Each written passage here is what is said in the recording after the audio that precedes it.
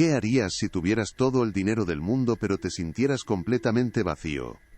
Esta es la historia de Arturo Valdés, un multimillonario que desde su torre de cristal en el corazón de Madrid, se obsesionó con el único tesoro que no podía poseer, la inexplicable serenidad de su empleada de la limpieza.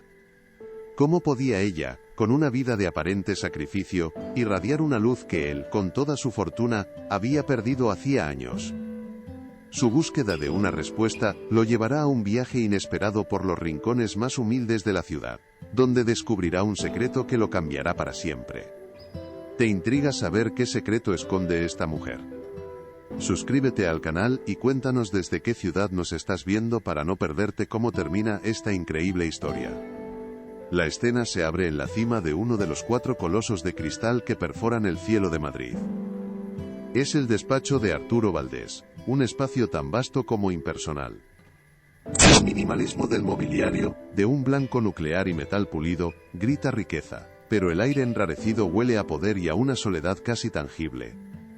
Arturo, un hombre de 50 y tantos años, impecable en un traje de 3.000 euros que parece una armadura, no está trabajando. Su mirada, habitualmente afilada para devorar cifras y contratos, está fija en un monitor de seguridad de altísima definición que muestra los pasillos desiertos de su planta. Su atención se centra en una figura solitaria, Lucía Ramos, la empleada de la limpieza. Empuja su carro con una eficiencia silenciosa, casi fantasmal, por el corredor de mármol. Su uniforme es sencillo, de un azul funcional, y su pelo está recogido en un moño austero. Pero entonces, mientras tararea una melodía irreconocible, se gira brevemente hacia una de las cámaras. En sus labios flota una media sonrisa, y en su mirada hay un destello de serenidad, una luz inexplicable que a Arturo le resulta profundamente irritante. Él, Arturo Valdés, arquitecto de un imperio tecnológico valorado en 900 millones de euros, no ha sonreído de verdad desde que su mujer, Elena, se fue hace 2 años. ¿Cómo puede ella, una mujer cuya vida él asume llena de privaciones, poseer esa calma que el dinero no puede comprar? Con un gesto brusco, pulsa el botón del intercomunicador. Su voz es grave, cortante.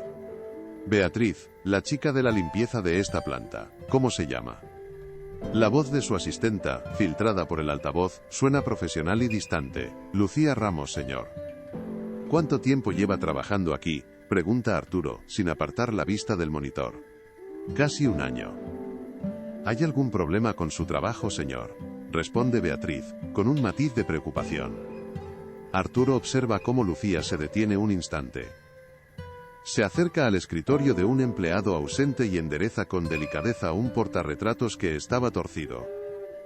Es un gesto minúsculo, casi invisible pero lleno de un cuidado que lo desarma. No, ningún problema, dice, y corta la comunicación. La semilla de una curiosidad teñida de un cinismo amargo acaba de ser plantada en el terreno baldío de su vida. El sol de la tarde se desangra sobre el horizonte de Madrid, tiñendo de un naranja melancólico los cristales de los rascacielos. Los ejecutivos, clones de Arturo en trajes caros, abandonan el edificio, deslizándose en el silencio de sus berlinas de alta gama o esperando un VTC. Lucía sale por la puerta de servicio, en la parte trasera del edificio. Ahora sin la distancia del monitor, su cansancio es visible. Se ajusta una mochila raída a la espalda y camina con paso lento pero firme hacia la parada del autobús. A pocos metros, oculto tras los cristales tintados de su Mercedes negro, Arturo la observa. Se siente profundamente ridículo, un magnate jugando a ser detective privado, por un impulso que no comprende del todo. Pero la obsesión es más fuerte que la vergüenza. Ve cómo sube a un autobús de la EMT abarrotado, un mundo de gente anónima y agotada. Arturo arranca el motor de su coche, una bestia silenciosa y potente, y la sigue, manteniendo una distancia prudente. El contraste entre el lujoso interior de su vehículo, con su olor a cuero y su silencio sepulcral, y la imagen del autobús repleto, es una bofetada de realidad que le incomoda. El viaje lo lleva lejos del opulento paseo de la Castellana, adentrándose en las arterias de un Madrid más real y obrero, hasta el barrio de Vallecas. El autobús se detiene y Lucía se baja. Arturo aparca al otro lado de la calle, amparado por la creciente oscuridad. Espera verla entrar en el portal de algún edificio de viviendas, pero sus pasos la llevan en otra dirección. Camina hasta la puerta de un bar de barrio, un local modesto con luces de neón parpadeantes y el murmullo ruidoso de las conversaciones y el chocar de vasos. Para su total sorpresa, Lucía entra y no es para tomar algo. Desaparece en la parte trasera y emerge minutos después con un delantal atado a la cintura. Empieza a limpiar mesas, a secar la barra y a tomar nota de las comandas con la misma sonrisa serena que tanto le había irritado. Un segundo trabajo. Arturo frunce el ceño. El agotamiento físico de la chica ahora tiene una explicación lógica, pero la paz en su mirada, eso sigue siendo un enigma insondable. La observa durante más de una hora, trabajando sin descanso, movida por una energía que él no puede comprender. Pasan las 10 de la noche, el bar echa el cierre, Lucía sale, y esta vez el agotamiento es una carga visible sobre sus hombros. Camina un par de calles, arrastrando los pies, hasta llegar a un bloque de pisos humilde, de ladrillo visto y ventanas desiguales. Arturo aparca más lejos, en una zona de sombras, y apaga los faros. Un sentimiento de culpa le corroe. Se siente como un invasor, un intruso en una vida que no le pertenece. ¿Qué esperaba descubrir? ¿Una aventura secreta? ¿Algún engaño? Todo lo que ha visto es a una mujer trabajando hasta el límite de sus fuerzas. Lucía desaparece dentro de un portal oscuro. Unos segundos después, la luz de una ventana en la segunda planta se enciende, un pequeño cuadrado amarillo en la noche. La obsesión vence a la culpa. Apaga el motor, sale del coche y cruza la calle. Necesita entender, necesita una respuesta al vacío de su propia existencia. Entra en el portal. El aire es denso, y huele a humedad y a comida recalentada. Sube las escaleras de terrazo gastado en un silencio absoluto, sintiendo cada latido de su corazón en la garganta. El rellano de la segunda planta está mal iluminado por una bombilla débil. Se detiene frente a la puerta del piso de Lucía. Está ligeramente entornada, quizás para que corra el aire en la noche cálida. Y entonces, a través de esa pequeña rendija, oye una voz. Es una voz masculina, joven, que resuena con la cadencia de un cuento. Y entonces el dragón dijo, ¿crees que puedes vencerme con esa espada de madera? Pero el caballero era más listo. Arturo, movido por una fuerza que ya no controla, se acerca un paso más, pegando el ojo a la estrecha abertura, espiando un mundo que nunca imaginó que existiera. Lo que Arturo vio a través de la rendija no era un secreto oscuro, sino un universo contenido en 40 metros cuadrados. Un mundo que olía a sopa de fideos, y a la suavidad del detergente de la ropa recién lavada, un aroma que él no había percibido en su propia casa en años. El piso era minúsculo pero de una pulcritud casi reverencial. Cada libro en la estantería parecía colocado con un propósito, cada cojín en el sofá raído estaba ahuecado con cariño. En las paredes, en lugar de carísimas obras de arte abstracto, había dibujos infantiles llenos de color y fotos familiares en marcos baratos. En el centro de la pequeña sala, un adolescente de unos 16 años, estaba sentado en una silla de ruedas motorizada. Sus piernas, cubiertas por una manta, parecían frágiles, pero sus ojos brillaban con una inteligencia y una picardía que desmentían cualquier fragilidad física. A su lado, un pequeño monitor médico parpadeaba con un ritmo constante y silencioso. Y allí estaba Lucía, de rodillas en el suelo de baldosas desgastadas, sosteniendo un libro de tapa blanda. Se había quitado la chaqueta del trabajo y llevaba una simple camiseta de algodón. Su rostro, antes marcado por el agotamiento, ahora estaba iluminado por un amor que a Arturo le resultó casi doloroso de presenciar. «Tu voz de dragón es un rollo», dijo el chico con una sonrisa burlona. «Pareces un gato atragantado». Lucía soltó una carcajada, un sonido puro, cristalino, que resonó en el silencio del rellano. «¿Ah, sí? Pues la próxima vez el dragón tendrá tu voz de sábelotodo», replicó ella, dándole un golpecito cariñoso en el brazo. Arturo se apartó de la puerta como si la madera ardiera. Retrocedió un paso, dos, hasta que su espalda chocó contra la pared opuesta. El aire se le escapó de los pulmones. No era un amante, no era un vicio, era un sacrificio, una vida entera dedicada a ese chico. La imagen de su mujer, Elena, le asaltó con la fuerza de un fantasma. La recordó en el jardín de su chalet, riendo mientras plantaba rosas, con las manos llenas de tierra. El dinero no da calor, Arturo, le había dicho una vez, solo compra mantas más grandes. Él nunca la había entendido del todo. Hasta ahora. Sintió una oleada de vergüenza, una vergüenza profunda, amarga, que le quemó la garganta. Durante 2 años se había revolcado en su propio dolor, construyendo murallas de cristal y acero a su alrededor, convencido de que su sufrimiento era único, el más importante del mundo. Su ático de 900 metros en la Castellana era un mausoleo frío, un monumento a la soledad. Este pequeño piso en Vallecas, en cambio, rebosaba una vida que él creía perdida para siempre. Bajó las escaleras sintiendo el peso de cada uno de sus 900 millones de euros como un ancla que lo arrastraba hacia el fondo de su propio vacío. Por primera vez, no se sentía poderoso. Se sentía pobre. Terriblemente pobre. A la mañana siguiente, el sol que entraba por los ventanales de su despacho no parecía el mismo. La ciudad, antes un tablero de juego a sus pies, ahora le parecía un laberinto de historias humanas que él había ignorado por completo. Ignoró los informes financieros y cogió el único objeto personal de su escritorio, un portarretratos de plata con una foto de él y Elena en un viaje a la Toscana, años antes de que la enfermedad se la llevara. Ella sonreía a la cámara, con esa luz en los ojos que él ahora reconocía en Lucía. Elena siempre le decía que el dinero solo era papel hasta que se convertía en la oportunidad de alguien. Él había convertido su fortuna en una fortaleza. Lucía, con su sueldo mínimo, la había convertido en la armadura de su hermano. Pulsó el intercomunicador con una determinación que no sentía desde hacía años. Su voz ya no era cortante sino firme. Beatriz, cancela todas mis citas de la tarde. Consígueme la ficha completa de Lucía Ramos, necesito su información personal y contacto de emergencia. Y busca a los mejores especialistas en distrofia muscular de España. No me importa el precio, los quiero en una lista para dentro de 1 hora. Ahora. Un par de horas más tarde, Lucía llamó a la puerta del despacho de Arturo con los nudillos temblorosos. El corazón le latía en los oídos. Una llamada al despacho del gran jefe solo podía significar una cosa: el despido. Se imaginó recogiendo sus cosas, la conversación con Leo, la búsqueda de otro trabajo. El pánico era un nudo helado en su estómago. Arturo, de pie junto al ventanal, se giró. Su rostro carecía de la dureza habitual. Parecía cansado, pero de una forma humana. Le hizo un gesto hacia la silla de cuero que estaba frente a su imponente escritorio. Siéntate, por favor, Lucía. Su voz era grave, pero tranquila.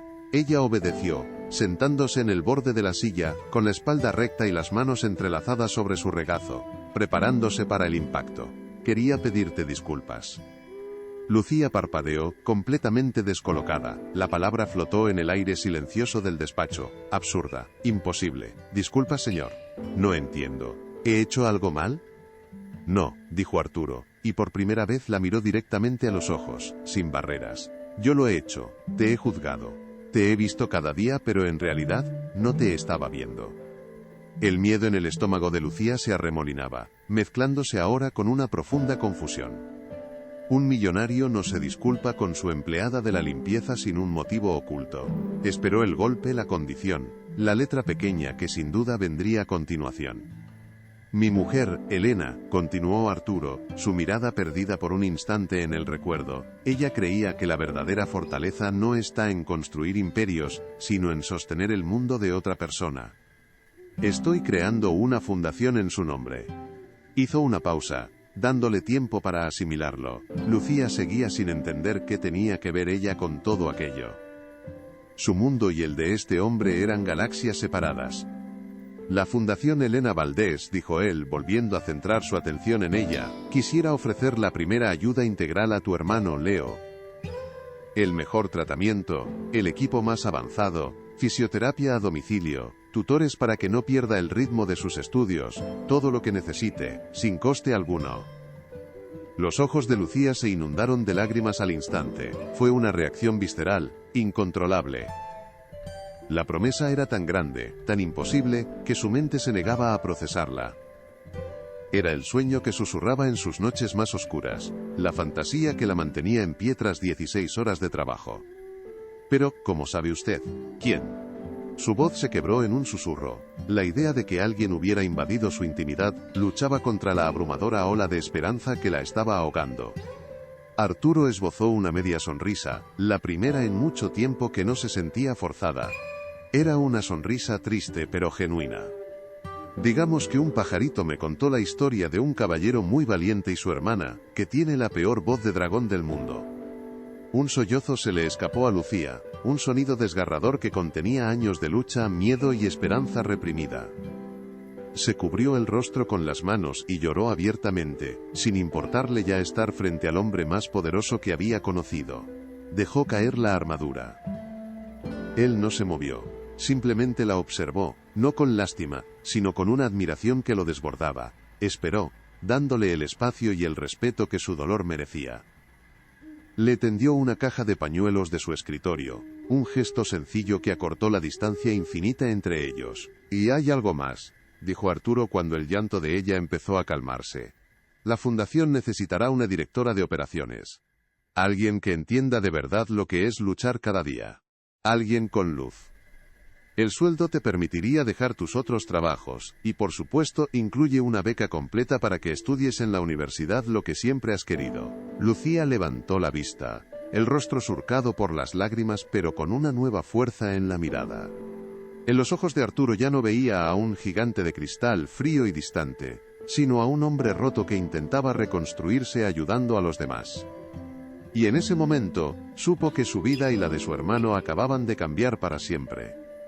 El viaje en coche desde la Castellana hasta Vallecas fue un descenso a través de las capas de una ciudad que Arturo creía conocer. Cada calle que dejaba atrás parecía despojarle de una capa de su armadura invisible, dejándole más expuesto, más humano. Aparcó el Mercedes a una distancia prudencial del portal, sintiendo que el vehículo de lujo gritaba su condición de intruso en aquel barrio de gente trabajadora. Por un instante dudó. ¿Qué derecho tenía él a irrumpir en sus vidas, incluso con las mejores intenciones? Pero la imagen del rostro de Lucía, bañado en lágrimas de pura y abrumadora gratitud, le dio el impulso que necesitaba. Salió del coche, y el aire nocturno de Vallecas, cargado del olor a asfalto y a la vida de miles de personas, le pareció más real que el aire filtrado de su despacho. Subió los 2 pisos de escaleras de terrazo, esta vez no como un espía sino como un invitado. Su corazón latía con una mezcla de nerviosismo y una extraña sensación de propósito. Se detuvo frente a la puerta, ahora cerrada, y llamó con los nudillos. El sonido resonó en el silencioso rellano, un sonido definitivo, no había vuelta atrás. La puerta se abrió y apareció Lucía. Ya no llevaba el uniforme, sino unos vaqueros, y una sencilla camiseta. Su rostro estaba limpio de lágrimas, pero sus ojos, enrojecidos, contenían una cautela esperanzada. Le miró, no como a su jefe, sino como a un hombre que portaba el destino de su familia en las manos. «Pase por favor, señor Valdés», dijo en voz baja, abriendo la puerta por completo. Arturo entró, y el pequeño universo que había espiado le envolvió. El olor a sopa seguía flotando en el aire, mezclado con el aroma a limpio. El piso era aún más pequeño de lo que parecía, pero cada centímetro estaba impregnado de calor y de una dignidad feroz. Entonces le vio. Sentado en su silla de ruedas junto a la mesa del comedor, donde había un libro de historia abierto, estaba Leo. El chico le miraba con una intensidad que desarmaba. Sus ojos eran una réplica exacta de los de su hermana, pero con una chispa de desafío y una inteligencia afilada.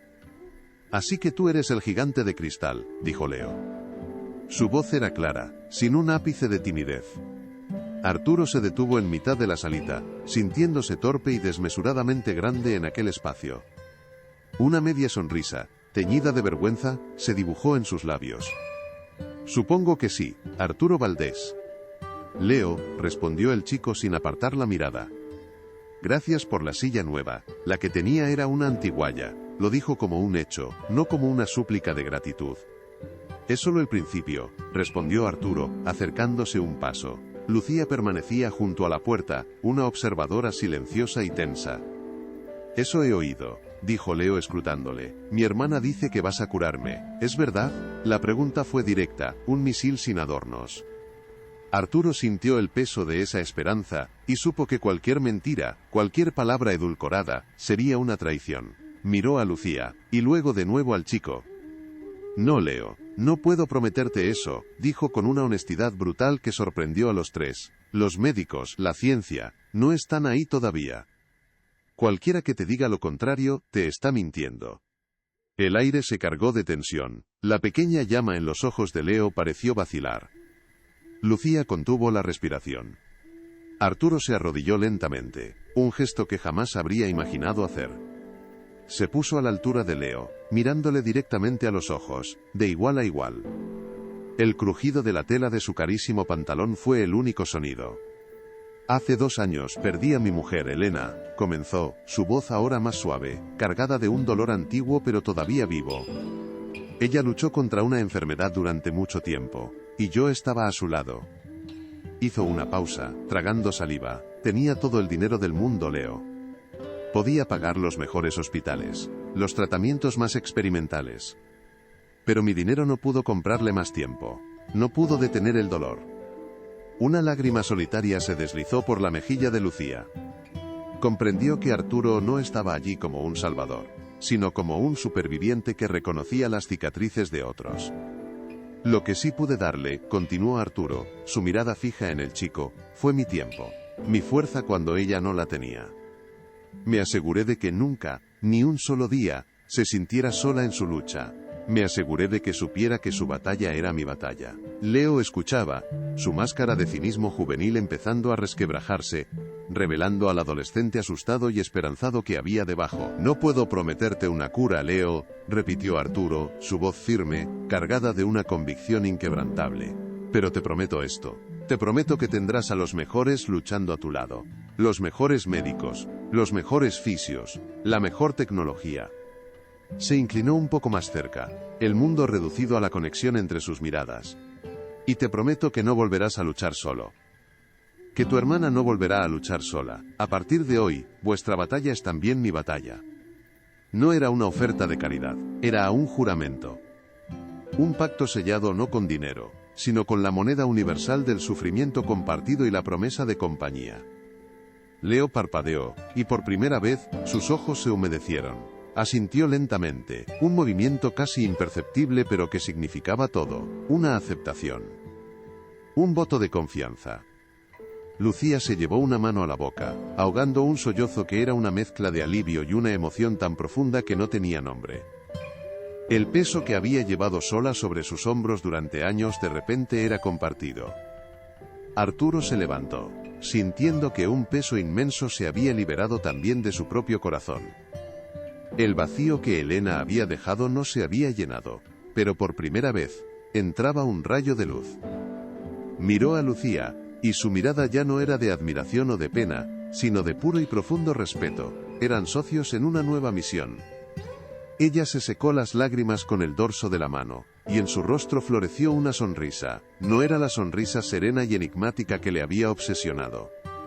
Era una sonrisa abierta, radiante, llena de una esperanza que por fin podía permitirse sentir. ¿Quiere un café, Arturo?, preguntó ella. La formalidad del usted seguía ahí, pero el tono era diferente. Era el de alguien que invita a un amigo a su casa. Me encantaría, Lucía, respondió él, y supo, con una certeza absoluta, que acababa de tomar la decisión más importante de su vida. ¿Te está gustando esta historia? Deja un like y suscríbete al canal. Ahora continuamos con el vídeo. Los meses que siguieron transformaron el paisaje de sus vidas. El pequeño piso de Vallecas se convirtió en un centro de operaciones lleno de esperanza. Un equipo de fisioterapeutas visitaba a Leo 3 veces por semana, trabajando con él en una nueva cama articulada y con equipos que antes solo habían visto en folletos. Arturo se convirtió en una presencia constante pero discreta. Dejó de ser el señor Valdés para convertirse simplemente en Arturo. Traía libros para Leo, no caros, sino ediciones de bolsillo de clásicos de ciencia ficción que habían comentado. Lucía, liberada de la carga de sus 2 trabajos, se matriculó en la universidad para estudiar trabajo social. Su mente, antes ocupada por la supervivencia, ahora se expandía con teorías sobre la justicia social y el apoyo comunitario. Se convirtió en el corazón de la Fundación Elena Valdés, entrevistando a familias y entendiendo sus necesidades con una empatía que ningún título podía enseñar. Una tarde de primavera, Arturo acompañó a Leo a una de sus revisiones en un hospital privado de las afueras de Madrid. Mientras esperaban en un pasillo aséptico, Leo manejaba su nueva silla de ruedas con una destreza que asombraba. «He ganado la apuesta a Lucía», dijo Leo de repente, con su habitual tono socarrón. «Dije que conseguiría hacer un giro de 360 grados sin tirar nada antes de Pascua». Arturo sonrió. «¿Y qué has ganado?» «Que me tiene que llevar al Bernabéu, palco un PIP por supuesto», bromeó el chico. Luego su expresión se tornó seria. «Oye Arturo, gracias, de verdad». «No tienes que darme las gracias, Leo, lo hacemos juntos, ¿recuerdas?» «Sí, pero es más que eso», insistió el chico. «Antes, sentía que era un ancla. Que mi hermana estaba atada a mí. Ahora, siento que soy parte de un equipo, es diferente». En esa simple frase, Arturo comprendió la verdadera dimensión de lo que habían logrado. No se trataba de aliviar una carga, sino de transformar la percepción de esa carga en una misión compartida. Habían devuelto a Leo no solo movilidad, sino también su lugar en el mundo. La luz que había visto en los ojos de Lucía, ahora brillaba también en los de su hermano. El tiempo, que antes para Arturo era una sucesión de reuniones vacías y noches solitarias, ahora se medía en logros compartidos. Se medía en los centímetros de movilidad que Leo recuperaba en una sesión de fisioterapia, en las matrículas de honor que Lucía conseguía en sus exámenes, y en las sonrisas de las nuevas familias que acogía la fundación. El dinero ya no era una cifra en una pantalla, sino la llave que abría puertas a la esperanza. Un año después de aquel día en el Retiro, el sol de la tarde ilumina un edificio bajo y moderno en el barrio de Chamberí. No es una torre de cristal, sino un espacio a pie de calle, con grandes ventanales que invitan a entrar. El aire huele a pintura fresca, a café recién hecho, y sobre todo a una alegría palpable. Es la inauguración oficial de la sede de la Fundación Elena Valdés. Dentro, el ambiente es un murmullo cálido de voces. No hay ejecutivos con trajes caros ni canapés de diseño. Hay familias, niños correteando, adolescentes en sillas de ruedas charlando animadamente, y voluntarios sirviendo zumo y trozos de empanada. Es un reflejo del Madrid real, diverso y vibrante. En un pequeño estrado, Lucía se aclara la garganta. Viste un sencillo pero elegante vestido, y su pelo cae suelto sobre sus hombros. Ya no es la chica invisible del carrito de la limpieza, ni la joven agotada de 2 trabajos. Es una mujer que ha encontrado su voz, y ahora la usa para dar voz a otros. Cuando el señor Valdés, se corrige con una sonrisa. Cuando Arturo me ofreció su ayuda por primera vez, pensé que era un sueño, un milagro. Pero hoy, mirando vuestras caras, entiendo que el milagro no es el dinero, el milagro es la comunidad, es saber que no estás solo en la batalla. Su voz es firme, cargada de una emoción que contagia a todos los presentes. Arturo la observa desde el fondo de la sala, apoyado discretamente en una pared. Ha rechazado cualquier protagonismo. En sus ojos no hay orgullo de empresario, sino la serena admiración de un hombre que ve florecer la mejor parte de sí mismo en los demás. Junto a él, un gran retrato de Elena preside la sala. Su sonrisa parece aprobarlo todo. Elena siempre decía que la riqueza de una vida no se mide por lo que acumulas, sino por lo que das, continúa Lucía. Y esta fundación no está aquí para dar caridad. Está aquí para compartir la carga, para ofrecer herramientas, para recordar a cada familia que su lucha importa y que su dignidad es innegociable. Un aplauso cerrado y sincero inunda la sala. Lucía baja del estrado, con los ojos brillantes, y se acerca a su hermano. Leo, ahora con 17 años y una confianza renovada, le guiña un ojo. Coge un micrófono inalámbrico que le tiende un voluntario. «Bueno, creíais que os ibais a librar de mí, ¿eh?», comienza, y una risa cómplice recorre el lugar. «Yo soy uno de los primeros proyectos de esta fundación. Y puedo deciros que lo mejor que me han dado no ha sido esta silla de última generación, que mola un montón, por cierto». Hace una pausa, y su tono se vuelve serio, profundo. «Lo mejor que me han dado ha sido la oportunidad de mirar al futuro y no ver solo obstáculos. Me han devuelto el derecho a soñar con ir a la universidad, con tener una carrera, con ser yo. No la enfermedad, sino yo, Leo. Las palabras del chico, directas y sin adornos, golpean con más fuerza que cualquier discurso preparado. Son la prueba viviente del propósito de la fundación. Arturo siente un nudo en la garganta, una emoción pura que creía haber perdido para siempre.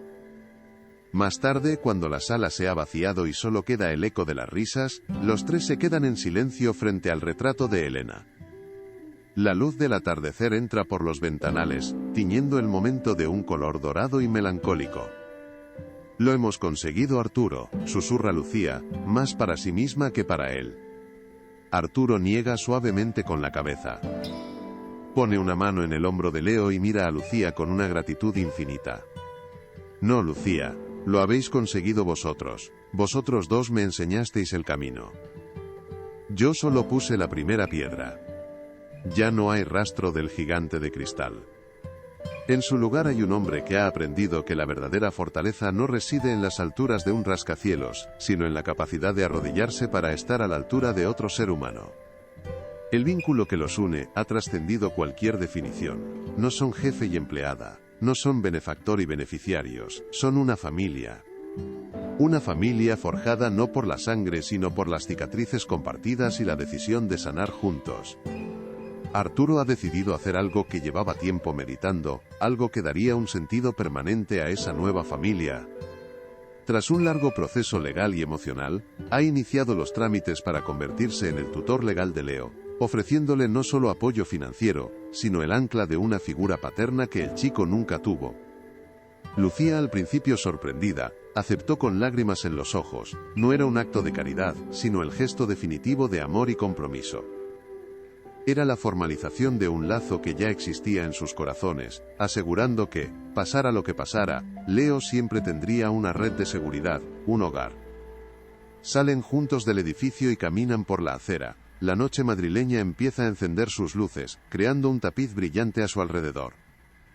Arturo camina en el medio, con Lucía a un lado y Leo maniobrando su silla al otro. Se ríen de una broma del chico, un sonido que se mezcla con el pulso de la ciudad. La narración final resuena, no con la voz de un observador, sino con la calidez de una lección aprendida. Arturo Valdés se obsesionó con el secreto de la felicidad de una mujer, creyendo que era un tesoro que podía adquirir. Pero al final descubrió que la felicidad no es un secreto que se guarda, sino una luz que se comparte. Y al compartir la suya, por tenue que fuera, no solo iluminó la vida de los demás, sino que finalmente encontró el camino de vuelta a casa, a sí mismo. ¿Han hecho algún gesto de bondad que cambió una vida? Dejen un corazoncito si creen que el amor es más poderoso que cualquier riqueza. Suscríbanse para más historias de segundas oportunidades. Comenten, el amor no tiene precio, si ustedes también creen en la bondad humana.